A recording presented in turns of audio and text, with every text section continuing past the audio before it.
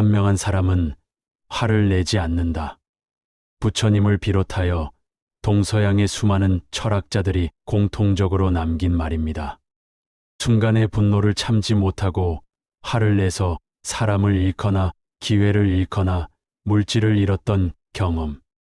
다들 한 번씩은 있으실 텐데요. 화를 내고 나서 내 삶에 이득이 됐던 적이 있었나 하고 기억을 되짚어보면 아마 기억이 나지 않으실 겁니다.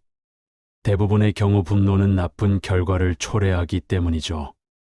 그래서 현명한 사람들은 자신의 분노로 인해 벌어질 미래의 결과를 미리 예측하고 화를 내지 않는 것입니다. 하지만 감정이란 것이 쉽게 다스려지지 않는 것도 사실인데요. 오늘은 부처님 말씀을 통해 현명한 사람이 화를 내지 않는 이유, 그리고 손쉽게 화를 다스리는 방법에 대해 공부하겠습니다. 한때 분노를 참으면 100일 동안의 근심을 면한다. 화를 낼 줄 모르는 사람은 바보이고 화를 내지 않는 사람은 현명한 사람이다. 영국의 격언입니다. 그대는 바보가 될 것인가 아니면 현명한 사람이 될 것인가? 에픽테토스가 말했습니다.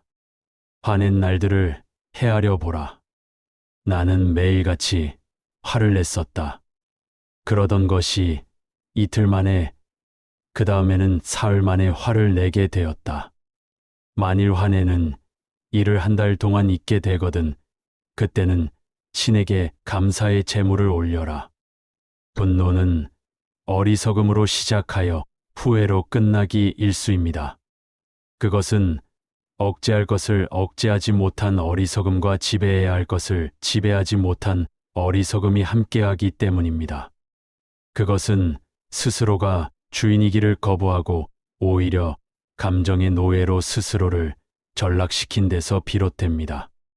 인간이 자신의 감정을 지배하고 억제하지 못할 때 그것은 곧 허수아비와 다를 바가 없음을 깨달아야 합니다.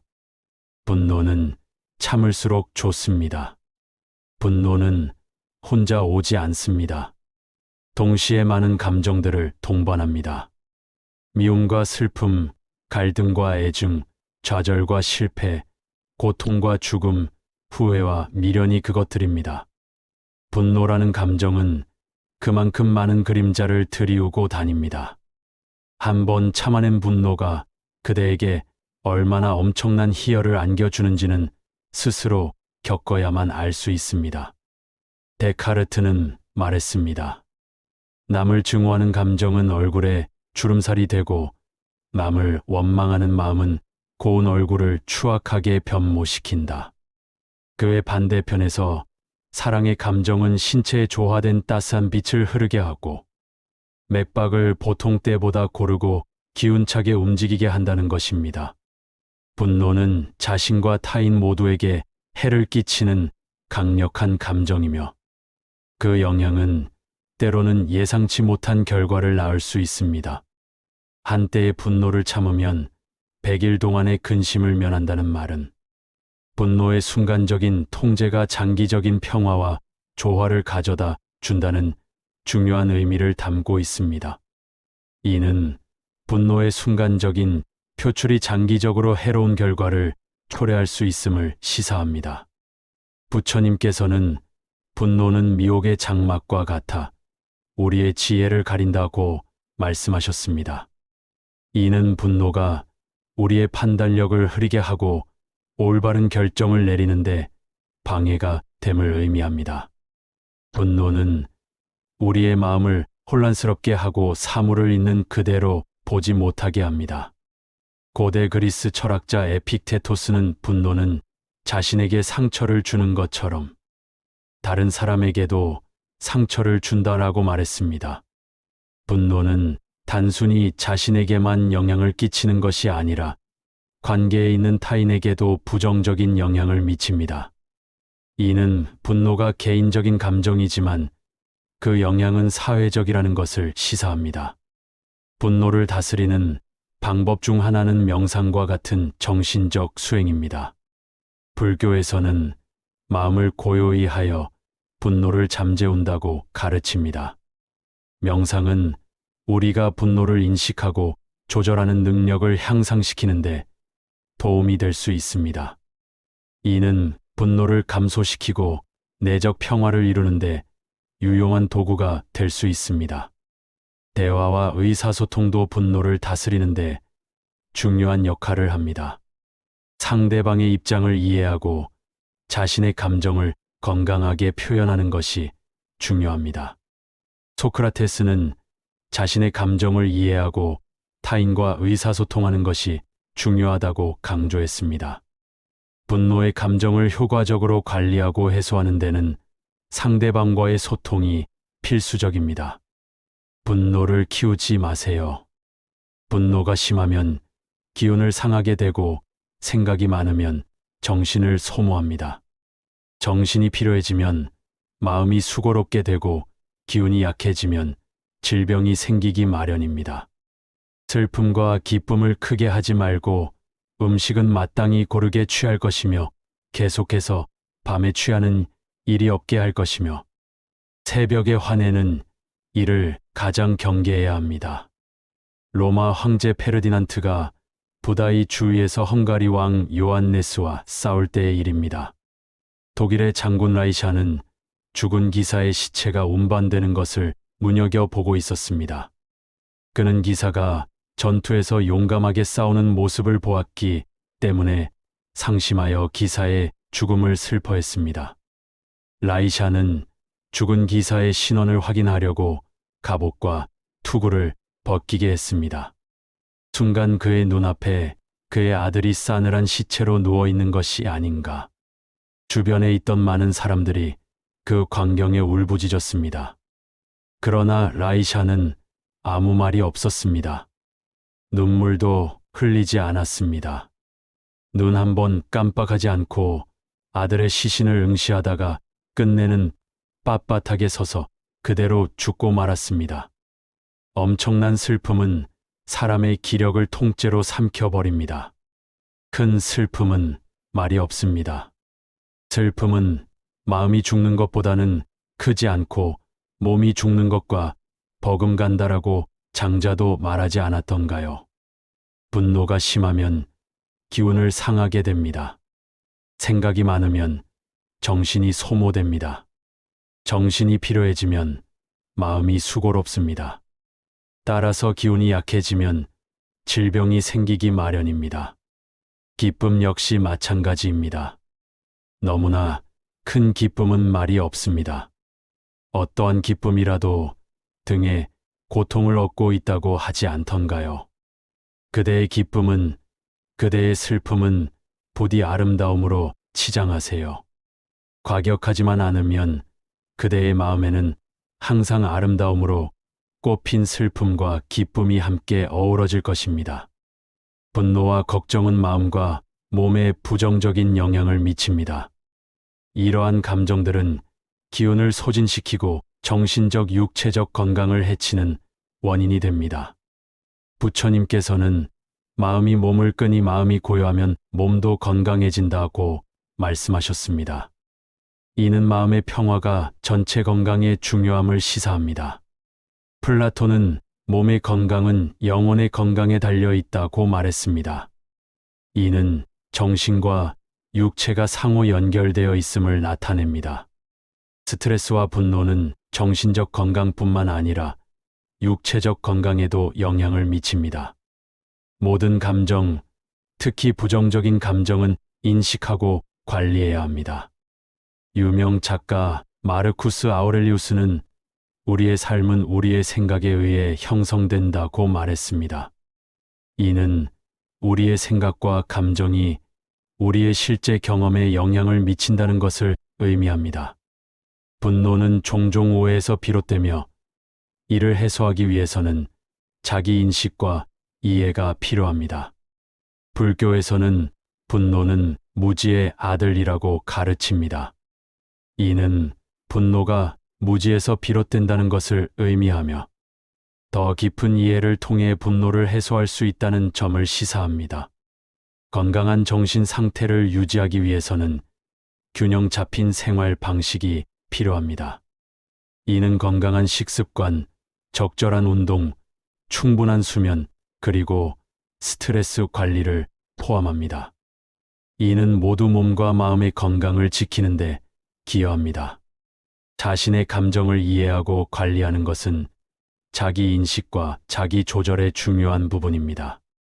이를 통해 우리는 스트레스와 분노로 인한 육체적, 정신적 영향을 줄일 수 있습니다. 종합적으로 볼 때 정신적, 육체적 건강은 서로 깊이 연결되어 있습니다. 분노와 걱정이 많은 마음은 몸을 소진시키고 이는 다시 마음의 건강에 영향을 미칩니다. 따라서 분노와 걱정을 관리하고 마음의 평온을 찾는 것이 중요합니다. 이를 통해 우리는 더 건강하고 평화로운 삶을 살 수 있습니다. 분노의 감정은 빨리 사그라뜨릴수록 좋습니다. 분노를 사그라뜨리기를 불 끄듯이 하고 욕심 막기를 물 막듯이 하세요.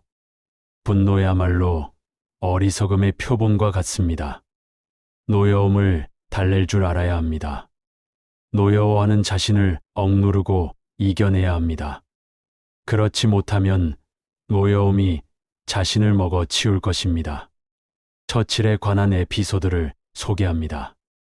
언젠가 키가 아주 작은 웨지우드 벤이라는 하원 의원이 자리에서 일어나 처칠의 발언에 대해 신랄하게 비판했습니다. 그러나 그는 너무 흥분해 있었기 때문에 무슨 말인지 도무지 알아들을 수가 없었습니다. 그의 발언이 끝나자 처칠은 기다렸다는 듯이 대꾸했습니다. 존경하는 웨지우드 벤 의원은 자신의 몸에 간직할 수 있는 이상의 화은 자제하길 바랍니다. 처칠의 품이 있는 위트가 돋보입니다. 그는 벤 의원의 분노를 한마디의 말로 여유 있게 무시해 버린 것입니다. 미국 대통령이었던 제퍼슨은 이렇게 말했습니다. 화가 나거든 말하거나 행동으로 옮기기 전에 마음속으로 열을 세어라. 그래도 화가 안 풀리면 100가지 세어라. 그래도 안 되거든 1000가지 세어라. 분노는 인간의 본성에 내재된 감정 중 하나이며 간혹 필요한 경우도 있습니다. 그러나 이를 통제하지 못하면 자신과 주변 사람들에게 해로울 수 있습니다. 부처님께서는 분노는 우리 자신을 상처 입히는 불길이라고 말씀하셨습니다. 이는 분노가 우리 자신에게 가장 큰 해를 끼칠 수 있다는 것을 의미합니다. 분노를 삭히는 것은 스스로에 대한 치유와 같습니다. 아리스토텔레스는 분노는 올바른 방향으로 적절한 대상에게 적절한 시기에 적절한 방식으로 나타나야 한다고 말했습니다. 적절히 표현된 분노는 건강한 관계를 유지하는 데 도움이 될 수 있습니다. 분노의 감정은 무조건 억제하기보다는 적절하게 표현하는 것이 중요합니다. 분노는 자신을 돌아보고 개선의 기회로 활용할 수도 있습니다. 이는 분노를 자기 성찰의 도구로 활용할 수 있음을 의미합니다. 작가 라이뇰드 니버는 분노는 어리석은 자의 마지막 피난처라고 말했습니다. 이는 분노가 문제 해결에 도움이 되지 않음을 시사합니다. 분노는 문제를 해결하기보다는 더 큰 문제를 야기할 수 있습니다. 분노를 해소하는 방법 중 하나는 명상과 같은 정신적 수행입니다. 이는 마음을 고요하게 하고 분노를 통제하는데 도움이 될 수 있습니다. 불교에서는 분노는 자비로 대처할 때 해소된다고 가르칩니다. 자비로운 마음은 분노를 완화시키는데 큰 도움이 될 수 있습니다. 대화와 의사소통 또한 분노 해소에 중요한 역할을 합니다. 상대방의 입장을 이해하려는 노력은 분노를 줄이는데 중요합니다. 토마스 제퍼슨은 분노가 치솟을 때는 10걸음 물러서라고 조언했습니다. 이는 감정이 격해질 때는 잠시 물러서서 생각하는 것이 중요함을 의미합니다. 분노를 잘 관리하면 건강하고 조화로운 인간관계를 유지할 수 있습니다.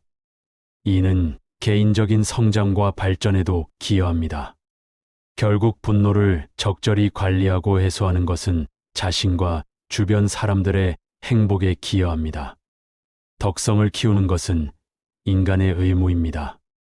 어리석은 사람은 이익을 탐하고 존경과 명성이 드러나길 바라며 집에 있으면서 시기하고 남으로부터는 공양받기만을 바랍니다. 이처럼 이익에만 의지한다면 그것은 출가자의 죄가 됩니다. 그것이 참 뜻이 아닌데 그렇게 생각한들 무슨 이익이 있으랴. 어리석은 자는 그 어리석은 생각 때문에 욕망과 교만을 더할 뿐입니다. 페스탈로치는 가정의 단란함이 지상에서 가장 빛나는 기쁨이라고 했습니다. 그리고 자녀를 보는 즐거움은 사람의 가장 성스러운 즐거움이라고 했습니다. 참으로 모든 사람에게 가정은 행복을 창출하는 곳이며 또 그것을 저장하는 곳이기도 합니다. 그러나 이미 출가한 사문에게는 그렇지 못합니다. 사문에게 가정은 애착이자 탐욕입니다. 가정이야말로 애착의 고리이며 탐욕의 고리이며 모든 죄악의 고리일 수 있기 때문입니다. 부다께서 말씀하셨습니다. 수행하는 사람이 한 곳에 오래 머물러 살면 5가지 법답지 못한 일이 일어난다. 사는 집에 집착이 생겨 남에게 빼앗길까 두려움이 생긴다. 재물에 집착이 생겨 잃어버릴까 걱정이 된다. 세속 사람이 재물에 매달리듯 재물 모으기에 힘쓰게 된다. 자기와 친한 사람에게 신경을 써서 남들이 그와 친한 것을 싫어하게 된다. 부질없이 세상 사람들과 바쁘게 왕래한다. 출가한 사람이 한 곳에 오래 살면 이러한 허물이 생깁니다. 그러나 그대는 사문이 아닙니다. 사문이 아니라고 해서 2가지 욕망에 떨어져도 괜찮다는 말은 아닙니다. 모든 인류에게는 한결같이 덕성을 개발할 의무가 있습니다. 그대가 무슨 일을 하더라도 결코 덕성에서 멀어져서는 안 됩니다. 남을 위해 착한 일을 하는 사람은 착한 사람입니다. 착한 일을 위해 고생까지 마다하지 않는 사람이라면 더욱 그렇습니다. 만약 착한 일을 하는 사람 때문에 고생을 하게 된다면 더욱더 그러합니다. 그리고 그 사람이 착한 일을 계속해 나가기 위해 전보다 심한 고통을 겪는다면 그는 더없이 착한 사람입니다. 만일 그가 그 때문에 죽는다면 그는 위대한 영웅입니다. 밤낮 없이 자비를 생각하는 것만으로도 그대는 착한 사람이 될 수 있습니다. 남을 이기려 들지 않고 나를 자랑하려 하지 않으며 사람들을 해치지 않는 것만으로도 그대는 착한 사람이 될 수 있습니다. 그러면 그대에게는 원수가 만들어지지 않으며 사람들의 비난 따위는 아예 들려오지 않을 것입니다. 바로 그런 일들로 인하여 그대는 참으로 비밀스러운 행복 하나를 알 수 있게 됩니다. 그것은 그대 자신과 모든 사람들이 서로 사랑하며 살아나간다는 사실입니다. 인생에서 착한 일을 하는 것은 매우 중요하며 이러한 행위는 타인뿐만 아니라 자신에게도 이로움을 가져옵니다. 남을 위해 착한 일을 하는 사람은 착한 사람입니다. 착한 일을 위해 고생까지 마다하지 않는 사람이라면 더욱 그렇다는 말은 이타적 행위가 얼마나 귀중한지 잘 보여줍니다.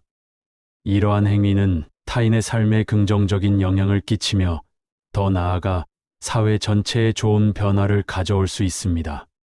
불교에서는 이타행은 자비의 실천이며 모든 존재에 대한 무한한 사랑과 연민을 바탕으로 한다고 가르칩니다. 이타행은 개인의 행복을 넘어 타인과 공동체의 복지를 추구하는 것입니다. 이는 불교의 중요한 가르침 중 하나로 자신의 이익을 넘어 타인의 행복을 추구하는 것이 진정한 지혜와 자비의 표현입니다. 플라톤은 참된 선은 이타적 행위에서 나온다라고 말했습니다. 이는 착한 행위가 개인의 삶을 의미 있게 하며 타인에게 긍정적인 영향을 끼쳐 사회 전체에 이익이 된다는 것을 의미합니다. 이러한 행위는 개인의 도덕적 성장에도 기여하며 인류에 대한 보편적 사랑과 연민의 표현입니다. 시인 빅토르 위고는 인간의 가장 위대한 덕은 이타심이다 라고 썼습니다. 이는 이타적 행위가 단순히 도덕적 가치를 넘어서 인간성의 가장 높은 경지를 나타내는 것임을 의미합니다. 이타심은 자신의 필요와 욕구를 넘어 타인의 필요를 우선시하며 이를 통해 진정한 행복과 만족을 경험할 수 있습니다. 그러나 이타적 행위는 고통과 희생을 동반하기도 합니다. 착한 일을 하는 사람 때문에 고생을 하게 된다면 더욱더 그러하다는 말은 이타적 행위가 때때로 개인에게 부담과 고통을 가져올 수 있음을 시사합니다. 이러한 희생은 개인의 헌신과 사랑의 표현이며 이는 결국 자신과 타인에게 더 큰 이익을 가져다 줍니다. 착한 일을 위해 겪는 고통과 희생은 궁극적으로 보다 큰 선을 이루는데 필수적일 수 있습니다.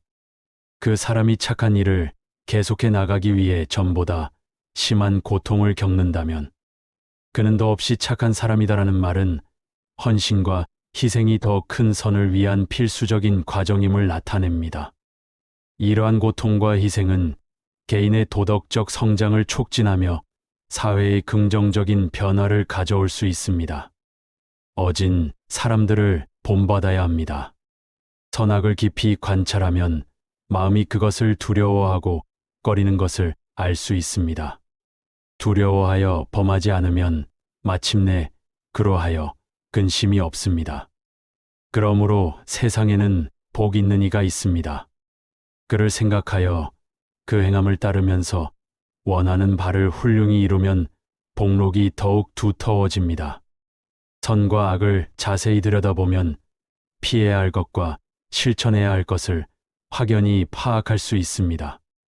그러나 막상 피한다거나 행동에 옮기는 일에 다다르게 되면 사람들은 선과 그 어느 것에 대해서도 한 번쯤 주저하게 됩니다. 스피노자의 말처럼 한 가지의 것이 동시에 선도 되고 악도 되고 그 어느 편도 되지 않는 일이 있을 수 있기 때문입니다. 그래서 선량한 과거를 가진 악도 있을 수 있으며 도덕적으로 별 가치가 없는 과거를 가진 선도 있을 수 있는 것입니다. 세상에 어진 사람이 따로 있다는 것은 얼마나 반가운 일인가요? 그를 생각하여 그 행함을 따르면 누구라도 자신의 방향을 새삼 바로잡을 수가 있습니다. 그것이 바로 계율이며 수행이며 법입니다. 그보다 이상한 일을 어디에서 만나볼 수 있을 것인가요? 키케로가 말했습니다. 지혜란 구해야 할 것과 피해야 할 것에 대한 지식이다. 어진 사람을 찾아 그의 길을 따르는 것은 인생에서 매우 중요한 과정입니다. 어진 사람을 찾고 그 사람을 본받아 살아가라는 주제는 우리에게 삶의 길잡이를 제시하며 스스로의 삶을 의미 있고 성숙하게 만드는 방법을 가르칩니다. 이러한 과정은 우리로 하여금 보다 나은 인간이 되도록 인도하며 우리 삶의 깊이와 풍요로움을 더합니다. 불교에서는 사람은 선한 벗을 가까이 하고 그들의 좋은 행실을 따르는 것으로 마음의 평화와 깨달음을 얻는다고 가르칩니다. 선한 벗, 즉 어진 사람과의 교류는 우리의 정신적 성장에 필수적이며 그들의 행동과 사고방식을 본받음으로써 우리는 스스로를 더욱 발전시킬 수 있습니다. 아리스토텔레스는 어진 사람은 덕을 실천함으로써 행복을 찾는다고 말했습니다. 이는 우리가 어진 사람을 본받음으로써 덕을 실천하고 그 결과로 행복을 찾을 수 있음을 의미합니다. 더 나은 삶을 살기 위해서는 어진 사람의 행동과 가치를 배우고 그것을 자신의 삶에 적용하는 것이 중요합니다. 시인 랄프 왈도 에머슨은 진정한 친구는 당신의 삶을 더욱 밝게 만드는 거울과 같다라고 썼습니다.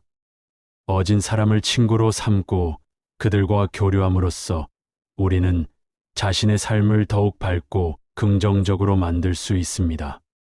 이러한 관계는 우리가 더 나은 자신으로 성장하도록 도와주며 삶에 대한 깊은 통찰을 제공합니다. 어진 사람과의 교류는 단순히 그들을 모방하는 것을 넘어서 그들의 덕성과 지혜를 이해하고 스스로의 삶에 통합하는 과정입니다. 어진 사람의 길을 따르는 것은 스스로의 내면 깊은 곳에서 진정한 자아를 발견하는 여정이라고 할 수 있습니다. 이러한 여정은 자기 자신뿐만 아니라 타인과의 관계에서도 긍정적인 변화를 가져옵니다. 어진 사람을 찾고 그들을 본받아 살아가는 과정은 자신만의 독특한 길을 찾는 것과도 관련이 있습니다. 스스로의 길을 찾는 것은 어진 사람의 가르침을 통해 자신만의 삶의 의미를 찾는 것이라고 말할 수 있습니다. 이 과정에서 우리는 어진 사람의 가르침을 내면화하며 스스로의 삶을 보다 풍요롭고 의미 있는 방향으로 이끌어갈 수 있습니다. 결국 어진 사람을 찾고 그들을 본받아 살아가는 것은 우리의 삶을 보다 깊고 의미 있는 방향으로 이끌어가는 중요한 과정입니다. 이 과정은 개인의 성장과 발전을 촉진하며 타인과의 관계를 보다 풍요롭게 만듭니다. 어진 사람의 가르침을 통해 우리는 삶의 여정에서 진정한 가치와 의미를 발견하며 이를 통해 우리의 삶은 더욱 풍부해집니다. 현명한 사람은 화를 내지 않습니다. 분노를 다스리는 것은 단순한 감정 조절이 아니라 삶의 지혜이며 내면의 평화를 찾는 길입니다. 어진 사람을 본받고 자비로운 마음을 기르며 끊임없이 자기 성찰을 통해 우리는 분노에 휘둘리지 않는 현명한 삶을 살아갈 수 있습니다. 영상이 도움되셨다면 구독, 좋아요 부탁드립니다.